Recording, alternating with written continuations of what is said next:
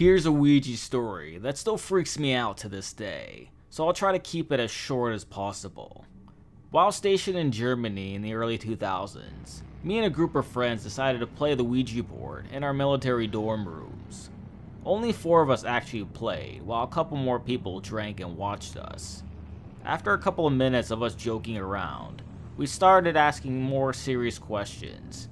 We eventually got in contact with a teen girl who told us she was looking for her boyfriend.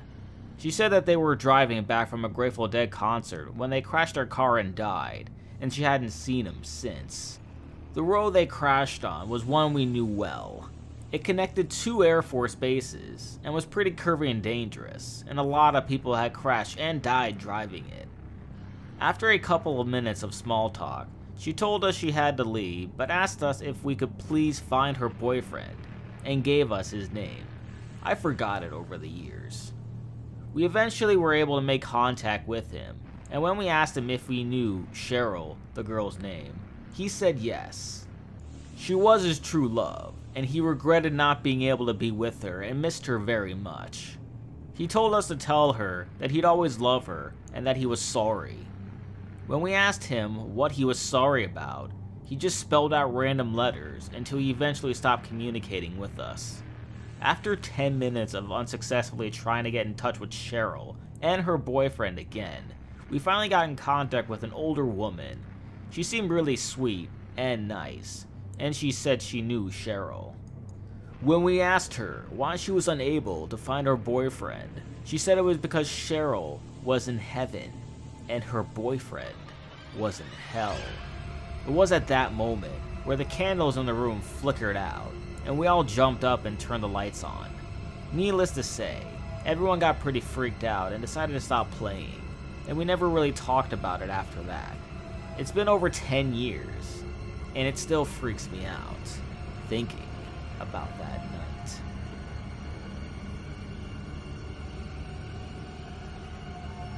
My stepdad is the kind of man that doesn't lie, ever, which is why I believe his story about a Ouija board experience he had when he was younger. He said he had friends over and had a Ouija board and they wanted to play. After a bit of playing around, they made contact with a being. That said, it was a demon. His friends were asking it questions, but he said the thing pinpointed him. It told my stepdad it would visit him again later after midnight. Thoroughly freaked, they put the board away. My stepdad fell asleep and with dead seriousness said he was woken right after 12 by it. Now the demon had told them its name, but my stepdad refused to tell me. He was genuinely afraid. Anyway, he said this thing woke him. It was sitting at the end of his bed, grinning. He said it was small and evil as shit looking, just grinning at him. The thing told him his first child would die, and it left. My stepdad said afterwards that he tried to get rid of the board. He first threw it out with the trash, but it didn't work.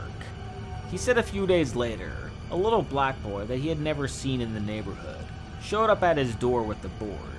He handed it to my stepdad and said this is yours and left. So now, super freaked, my stepdad tried to burn it, but it wouldn't catch fire. The fire kept dying no matter what he did.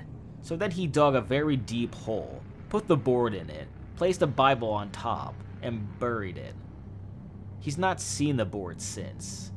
As far as what the demon predicted, it came true.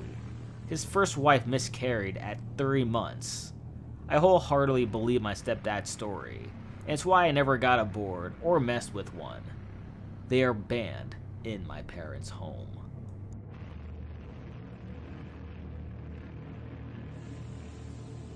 I've had a few experiences with the Ouija board. I'll tell you one of them. My fiance at the time and I were sitting on my bed with an old board that a friend found on the side of the road. We asked who was with us, and it said, Mo. I asked, are you a spirit, demon, or angel? He said, demon by your creation. We are a bit freaked out, but we keep going. We asked more simple questions like, how many are with you? He replied, 7. What is your favorite poster that I have? It replied, Bloody Mess. I pointed at a kiss photo I had of Gene Simmons with his tongue out, while blood was everywhere in and around his mouth. This one? I asked. He replied, yes. After a few more questions, I asked him to move my skeleton heads on my TV because we wanted to know if this was fake or not. Mo replied, close eyes. After a few seconds went by, all of my skeleton heads were facing us. How the hell could that be faked?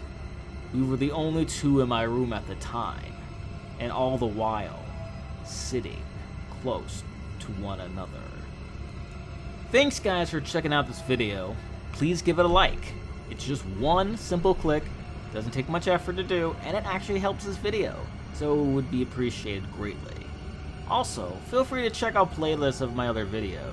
You can go to my last video to get yourself started. Lastly, if you haven't subscribed already, please do so, that way you'll see my videos as soon as they go live, every Tuesday and Thursday night. And if you know anyone who may enjoy something like this, pass it along to your friends, your significant other, your family members, your cat. Well, maybe not your cat, but you get what I mean. Anyway, I'll see you Tuesday for another video.